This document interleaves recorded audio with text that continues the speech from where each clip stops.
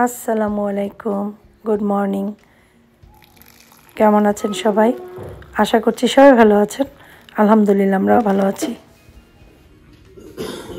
ঘন ঘন tuna tuna চা খাবো হয়েছে রোদে বসে,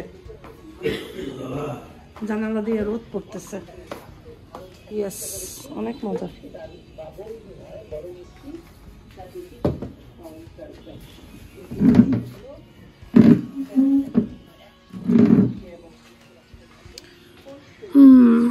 কি সুন্দর আমার গাছগুলো দেখো।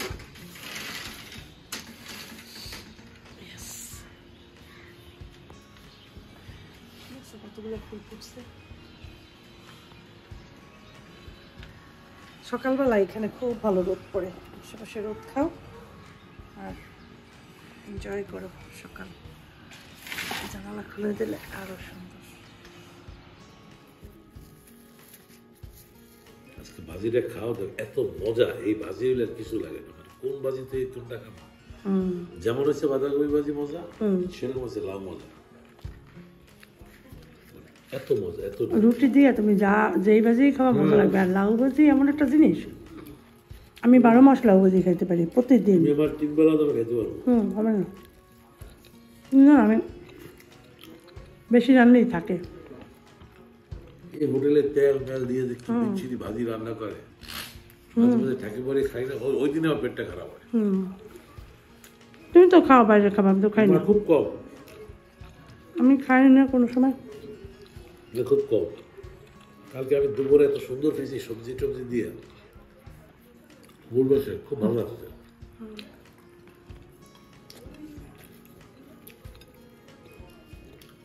আম্মা নিচে দাঁড়ানো, আমি একটু বাহিরে যাবো আম্মার সাথে। তো আফিফ স্কুলে এখন আসে না, আসিফ বাবু নিচে একটু যাবে, চলে আসবে, আর আসিফ ঘুমায়। তো আম্মার সাথে আমি বের হবো, আবার চলে আসবো 1 ঘন্টার ভিতরে।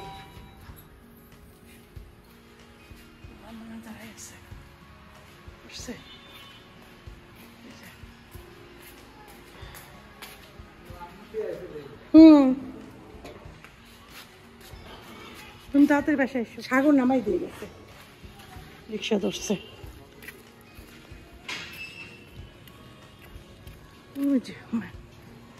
তবে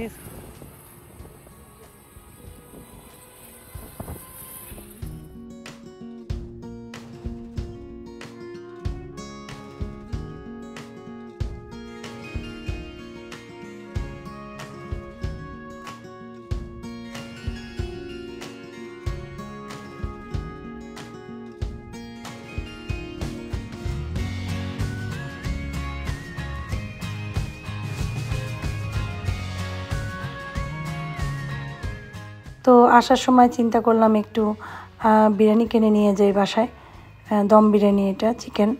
তো ভাবলাম এখন দুপুর 1:30 বাজে, বাসায় যে রান্না করে খাওয়া সম্ভব না, এই জন্য নিয়ে নিলাম। আর এরপরে আম্মা বাসায় চলে গেছে ওই রিক্সা নিয়েই। আমি রিক্সা থেকে নেমে আরেকটা রিক্সা নিয়ে বাসায় আসলাম। এসে গোসল করে নামাজ পড়ে খেতে বসলাম। দম বিরিয়ানি খারাপ না, মোটামুটি ভালোই, বাসমতি চালের এই আর কি। তো আমার আসলে বাইরের খাবার সব দোকানের মজা লাগে না, এই দোকানের আগে একটু ভালো লাগতো, সেই তুলনায় এখন অত ভালো না। আর খেতে পারি না, এত তেল দেওয়া থাকে তো এসব খাবারে, যে আমার পরে অ্যাসিড হয়। সেজন্য আমি দোকানের এসব খাবার খাই না, আমি শান্তি পাই না খেয়ে। এমনি যে অপছন্দ করি সেটা না, শান্তি পাই না খেয়ে, সেজন্য আমি খাই না। দিয়ে দিছে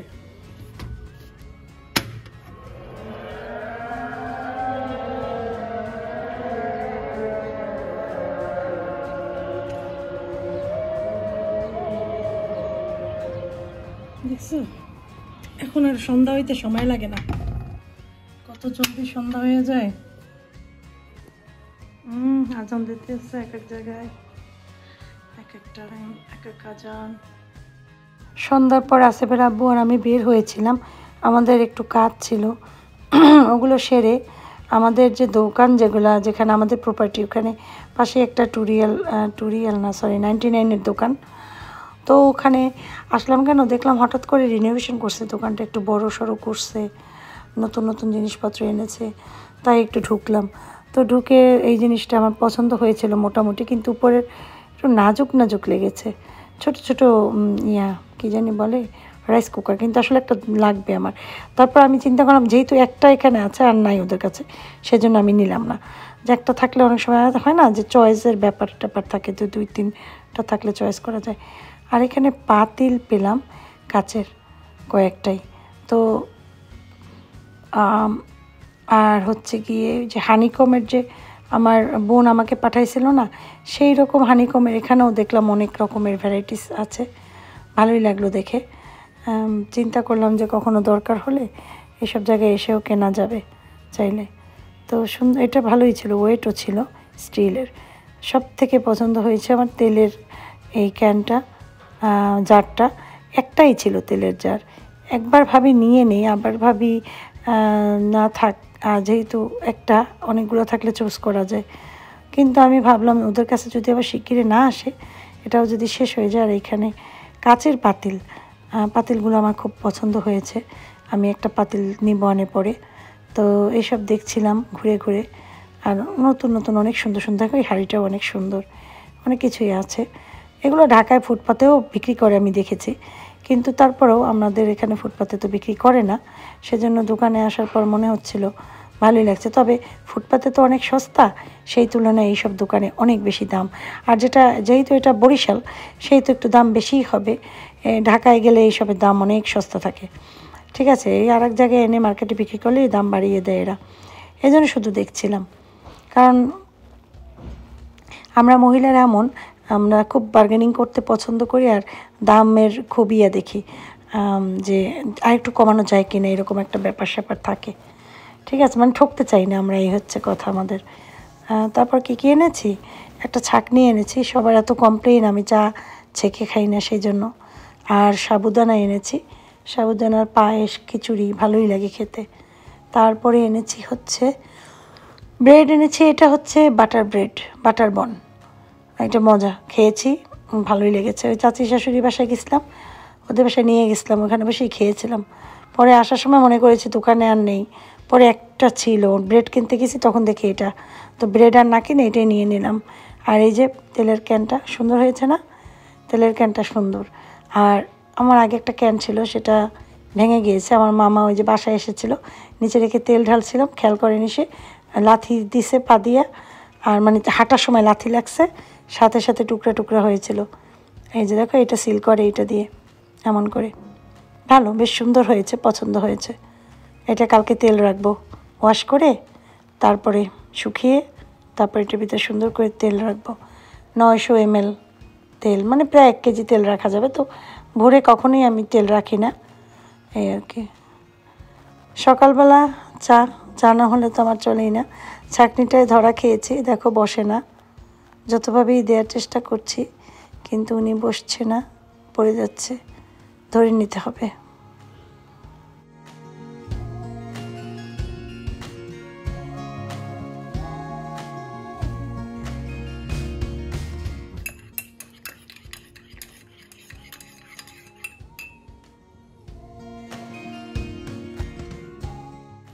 তোমরা কি এই বছরের বিগ বসকে কেউ কি দেখেছিলে? কারা কারা দেখেছো হাত তুলো।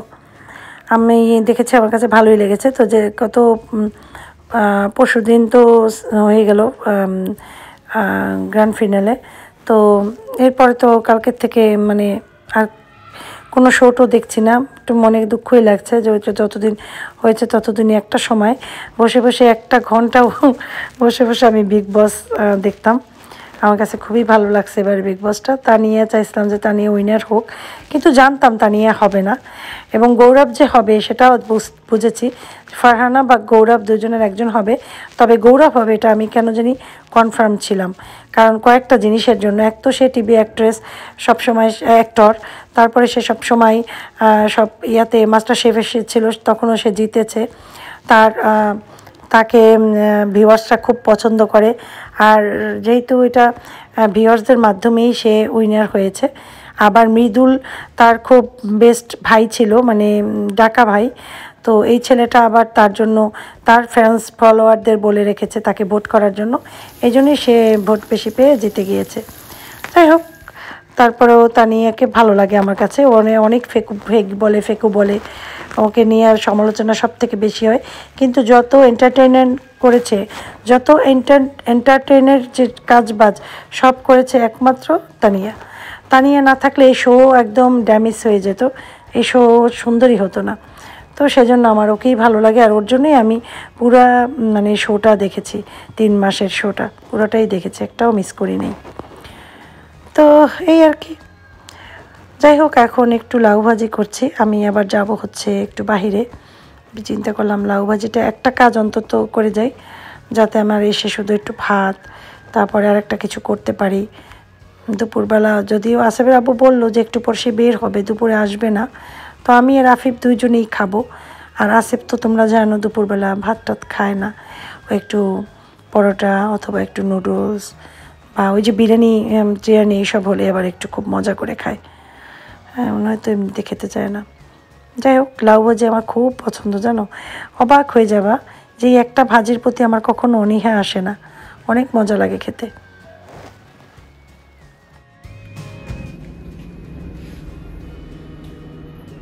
এখন আমি যাচ্ছি একটু বাইরে, আমার একটু কাজ আছে, তারপরে আমি একটু সবজি কিনতে পারি, তারপরে বাসায় আসবো আমার কাজটুক সেরে, তাই জন্য যাচ্ছি। আফিফ তো স্কুলে, আফিফের আব্বু বাসায় আছে, আমি আসলে বসে এবার বের হবে। এখন 10টা বাজে।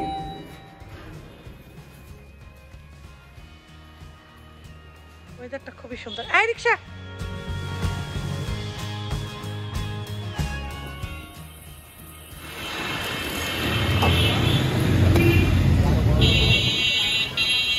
আসছি, ধনিয়া পাতা নিচ্ছি, বাজার করতে পারি নাই, আসলে আব্বু বের হবে এখনই, এজন্য চলে আসছি তার জলদি জলদি। অনেক সুন্দর ঘ্রাণে ভরে গেছে ধনিয়া পাতাগুলো, এত সুন্দর তাজা তাজা একদম ধনিয়া পাতা। ডালও হয়ে গেল, এখন ডিম ভাজবো। ডালে পানি দেওয়া লাগছে, ডাল মুখে দিয়ে দেখি লবণ বেশি হয়েছে। যাই হোক, ডালটা এখন নামাবো আর একটু ডিম ভাজি করবো, তো আফিফকে খাবার দেবো। কি করবো বলো, আজকে দুপুরে যেহেতু বাইরে গেছি, কাজ করতে পারি না, এসে যে একটু মাছ রান্না করবো ইচ্ছা করে না, ও মাছও খেতে চায় না। আসিফ তো দুপুরে এভাবে ভাত খাই না, আসিফকে রুটি করে দেবো, রুটি ভেজে দেবো, সাথে লাউ ভাজি দেবো, ডিম পোস্ট দেবো, আর আফিফ ডাল দিয়ে খাবে। আর আফিফের আব্বু বাসায় নেই, বাইরে গেছে, দুপুরে আসবে না, এটার জন্য আমি একা তো। যাই হোক, বিকালে রান্না বান্না করবো, সেটা তোমাদের সাথে শেয়ার করবো। আর ওয়েদারটা এত সুন্দর, জানো, মিষ্টি মিষ্টি রোদ, ঠান্ডা ঠান্ডায় যে বাইরে গেছি কোনো কষ্ট হয়নি, ভালো লাগছে। একটা কফি টেবিল এসেছে, ডেলিভারি দিয়েছে একটা ছেলে, তো থাকা অবস্থায় আমি খুলে দেখিয়েছে। এই কফি টেবিলটা আসলে আমার দরকার ছিল, কারণ অনেক সময় দেখা যায় চাটা খেলে একটু যে রাখবো, অনেক সময় দেখা যায় কাছে একটা জায়গা পাই না। বেড সাইড টেবিল তো আমার নেই, তো চিন্তা করলাম বেডের সাইডেই এটা রেখে দিই। আর বেড সাইডে পরে হয়েছে কি, আমি তো এগুলো নর্মাল বেড ইউজ করি, যখন আমি বাসা টাসা করবো তখন তো আমার এই বেডগুলো থাকবে না, যার জন্য সাইডের টেবিল আর বেশি কিছু তৈরি করি না, কারণ পরে দেখা যাবে এগুলো কোনো কাজে লাগবে না। তো ছোটোখাটো জিনিস যদি আমি এভাবে করে রাখি, দেখতেও সুন্দর লাগবে, তাছাড়া দরকারও মানে প্রয়োজনটাও হয়ে যাবে। আর তেলের ক্যানটা খুব ভালোভাবে ওয়াশ করে রেখেছিলাম, পানি ঝরিয়ে নিয়েছি, এখন টিস্যু দিয়ে একটু মুছে তেল ঢেলে নেব। রান্নার সময় 5 লিটার তেল এভাবে করে ঢালতে অনেক কষ্ট হয়। আর আগের তেলের বোতলটা একটা প্লাস্টিকের কিনেছিলাম, ওটা আসলে একদমই ভালো না, অনেক পচা। আর আগে একটা কাচের জার ছিল, যেটা আমি একদিন তেল ঢালতে নিয়েছি ফ্লোরে, তখন আমার মামা এসেছে বাসায়, আগের বাসায় বসে। মামা এমনভাবে উপরের দিকে তাকিয়ে থেকে হাঁটছিল, তার পায়ে লাথি লেগে বোতলটা মানে সেই জারটা এক জায়গার থেকে আরেক জায়গায় চলে গিয়েছিল। ওটা আমার অনেক প্রিয় ছিল, পরে আর কেনা হয়নি। অনলাইনে এগুলো আমি অনেক আগের থেকেই দেখছি, কিন্তু কখনো হয় না, মনে থাকে না, ভুলে যাই, এমনই হচ্ছিল। তো যাই হোক, যেহেতু পেয়ে গেলাম, সুবিধা হলো এখান থেকে তেল ঢেলে তরকারিতে দিতে, বেশি ইজি হবে, দেখতেও অনেক সুন্দর লাগবে। কেমন লাগলো তেলের পটটা কমেন্ট করে কিন্তু তোমরা অবশ্যই জানিয়ে দিও। ভাত আর নিয়ে রুটি নিছি, রুটি খাবো দুপুরে, রুটি ডিম ভাজা ডাল চচ্চড়ি আছে, কিন্তু আমি লাউ ভাজি এত পছন্দ করি, 2টা রুটি নিছি, আসিফের জন্য ভেজে রাখছি রুটি, আসলে আব্বু ভাত খাবে না, চিন্তা করলাম রুটিটাই খেয়ে, রুটি মজা লাগে। বুঝি দিয়া আচ্ছা, ব্যাপারে কল দিয়েছিলাম, বলে যে আসতে এখন আধা ঘন্টা লাগবে, অলরেডি 3টা বাজে।